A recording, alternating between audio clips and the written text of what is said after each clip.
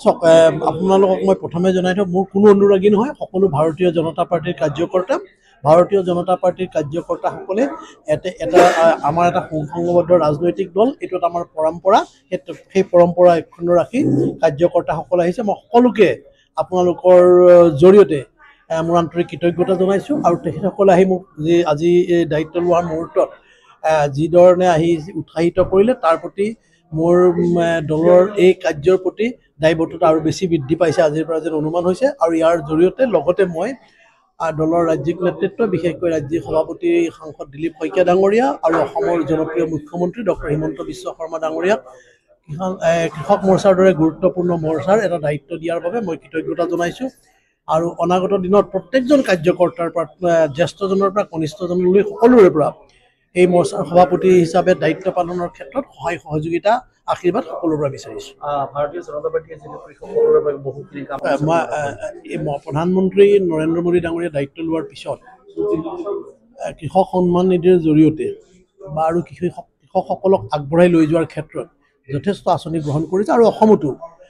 হিমন্ত বিশ্ব শৰ্মাৰ চৰকাৰে আৰু তাৰ আগতে সৰ্বানন্দ সোণোৱাল চৰকাৰৰ দিনৰ পৰা এই দুখন ভাৰতীয় জনতা পাৰ্টিৰ দুখন চৰকাৰে গ্ৰাম্য অৰ্থনীতি শক্তিশালী কৰাৰ ক্ষেত্ৰত কৃষকসকলে গ্ৰাম্য অৰ্থনীতি শক্তিশালী কৰিব লাগিব আৰু ভাৰতীয় জনতা পাৰ্টিৰ যিটো সবকা সাথ সবকা বিকাশৰ যিটো আমাৰ চিন্তাধাৰা যিটো বিচাৰধাৰা সেই বিচাৰধাৰাৰ ভিত্তিত কৃষকসকলক আগবঢ়াই লৈ যাব বিচাৰিছে আৰু গ্ৰাম্য অৰ্থনীতিৰ জৰিয়তে অসমৰ কৃষকসকলৰ অৰ্থনীতি শক্তিশালী কৰাৰ লগে লগে অসমৰ অৰ্থনীতি শক্তিশালী কৰাৰ লগে আৰু তাৰ জৰিয়তে যুৱকসকলক কৰ্মসংস্থানৰ ব্যৱস্থা কৰাৰ ক্ষেত্ৰত চৰকাৰে এইখিনি কাম কৰিছে অকল চৰকাৰী চাকৰিৰ পৰা এটা সীমিত আছে তাৰ পিছতো সেই যুৱক যুৱতীসকলক এটা অনুপ্ৰেৰণা যোগাইছে আৰু তাৰপৰা আপোনালোকে লক্ষ্য কৰিব যোৱা কেইটা বছৰত চহৰমুখী যিবিলাক যুৱক যুৱতী চহৰৰ মুখলৈ গতি কৰিছিল সেইখনৰ পুনৰ গাঁৱলৈ ঘূৰি যাব বিচাৰিছে আৰু চৰকাৰে গড়খুটি প্ৰকল্পকে ধৰি বহু কিছু প্ৰকল্প বিভিন্ন অঞ্চলত আৰম্ভ হৈছে আৰু নতুন নতুন আঁচনি কিছু গ্ৰহণ কৰিছে চৰকাৰৰ পৰা আৰু কৃষক মৰ্চা আমাৰ দায়িত্ব এইটোৱেই যে চৰকাৰৰ যিসমূহ আঁচনি কৃষকসকলে তাৰ সুবিধা পাইছে নে নাই আৰু কৃষকসকলৰ মাজত কৃষক আৰু চৰকাৰৰ মাজত এটা সমন্বয় সৃষ্টি কৰি দিয়াটো সমন্বয় এডাল সেতু হোৱাটো আমাৰ দায়িত্ব আৰু আমি কৰ্তব্য বুলি ভাবোঁ কিষাণ মৰ্চাৰ সভাপতি পংকজ বৰবৰাৰ আনুষ্ঠানিকভাৱে কাৰ্যভাৰ গ্ৰহণ কৰা অনুষ্ঠানলৈ আমাক আমন্ত্ৰণ কৰিছিলে অসম গণ পৰিষদৰ ভাতৃ সংগঠন হিচাপে আমি আমাৰ সতীৰ্থ সাধাৰণ সম্পাদক ফুলেন চন্দ্ৰ দাস সম্পাদক তথ্য প্ৰযুক্তি বিজু গগৈ প্ৰমুখ্যে এটা সজাতি দলে আমি আনুষ্ঠানিকভাৱে মাননীয় পংকজ বৰবৰা ডাঙৰীয়াক আন্তৰিক শুভেচ্ছা অভিনন্দন জ্ঞাপন কৰিলোঁ অসমৰ কৃষকৰ কল্যাণৰ কাৰণে অসমৰ মাননীয় মুখ্যমন্ত্ৰী ডক্টৰ হিমন্ত বিশ্ব শৰ্মা ডাঙৰীয়াই যি জনকল্যাণমূলক কাৰ্যসূচী গ্ৰহণ কৰিছে মাননীয় কৃষিমন্ত্ৰী অতুল বৰা ডাঙৰীয়াৰ তত্বাৱধানত যি জনপ্ৰিয় কল্যাণমূলক আঁচনি কৃষকৰ কাৰণে গ্ৰহণ কৰিছে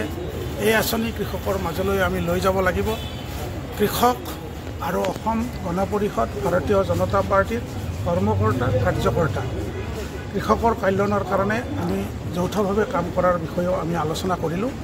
আমি নিশ্চিতভাৱে কৃষকৰ কল্যাণৰ কাৰণে কাম কৰি যাম মাননীয় মুখ্যমন্ত্ৰী ডাঙৰীয়াক যাতে 2026 চনত আমি অধিক সৰ্বশক্তিৰে অধিক আসন দি অসমৰ মুখ্যমন্ত্ৰীৰ আসনত আকৌ বহুৱাব পাৰোঁ তাৰ কাৰণে আমি যৌথভাৱে কাম কৰিব লাগিব আমি প্ৰতিশ্ৰুতিবদ্ধ হ'লোঁ আৰু ভাৰতীয় জনতা পাৰ্টিৰ সন্মানীয় সভাপতি নৱনিযুক্ত সভাপতি পংকজ বৰবৰা সাধাৰণ সম্পাদক আমাৰ ভট্টাচাৰ্যী ডাঙৰীয়াও আমাক যথেষ্ট উৎসাহ দিলে উজ্জীৱনা দিলে আমি আশা ৰাখিছোঁ ৰঞ্জিত ভট্টাচাৰ্যী ডাঙৰীয়া পংকজ বৰবৰা ডাঙৰীয়া আৰু আমাৰ